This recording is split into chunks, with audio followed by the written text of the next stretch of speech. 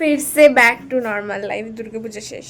কিন্তু আমি এখনও দুর্গাপুজোর সেই রেশটা কাটিয়ে উঠতে পারছি না। বারবার মনে হচ্ছে যে পুজোটা ক্যান শেষ হয়ে গেল, ক্যান শেষ হয়ে গেল, আর কয়েকদিন হলেই মনে হয় ভালো হতো। তাই ভাবলাম যে তোমাদের সাথে আজকে একটা ছোট্ট মোট্ট করে আমি গোটা দুর্গাপুজোতে কী কী আউটফিট পরেছি সেটাই একটু শেয়ার করে দিই। এবার বলছি যে আমরা চতুর্থী থেকে ঘোরা শুরু করেছিলাম, আর সেই ঘোরার জন্য প্রথমে আমি একটা ফার্স্ট ডেতে কুর্তি পরেছিলাম, যেটা আমি এখানে একটা লোকাল দোকান থেকেই নিয়েছিলাম। আর তারপরে ষষ্ঠীতে একটা শর্ট কুর্তি নিয়েছিলাম, আর জিন্সটা আমার অনেক আগেরই ছিল, আর শর্ট কুর্তিটা আমি একটা মল থেকে নিয়েছিলাম। সপ্তমীর দিন আমি পরেছিলাম একটা প্লেটেড স্কার্ট, আর তার সাথে একটা ওয়েস্টার্ন টপ। তো সেটা ছিল আমার পুরো সপ্তমীর একটা লুক। আর সপ্তমীর দিন তো সকালবেলাও বেরোয়নি, আবার অষ্টমীর দিন বেরিয়েছিলাম সকালবেলা অঞ্জলি দিতে, তখন একটা শাড়ি পরেছিলাম, পরে দুপুরে একটা শাড়ি পরেছিলাম, আর রাত্রে যেটা পরেছিলাম সেটা একটা টপের মতো ছিল, তার সাথে একটা জিন্স ছিল। তো সপ্তমীর ড্রেসটাও তো টোটালটাই অনলাইন থেকেই নেওয়া। অষ্টমীর দিন সকালবেলা যেটা পরেছিলাম সেটাও অনলাইনে, আর যেটা পিঙ্ক কালারের শাড়ি পরেছিলাম সেটা আসলে আমি কলকাতার জোয়ারদার শাড়ি হাউস থেকে নিয়ে এসেছিলাম অনলাইনে বুক করে, আর তারপরেরটা যেটা রাত্রে পরেছিলাম সেটাও টোটালটা অনলাইনে। নবমীর দিনের রাতের লুকটা আমার সব থেকে বেশি ভালো লেগেছে, আর এই হোয়াইট শাড়িটাও আমি একটা লোকাল দোকান থেকে নিয়েছিলাম। আবার দশমীর দিন পরেছি শর্ট কুর্তি। তো তোমাদের এই কদিনের লুকের মধ্যে কোন লুকটা ভালো লাগলো অবশ্যই কমেন্টে জানিও।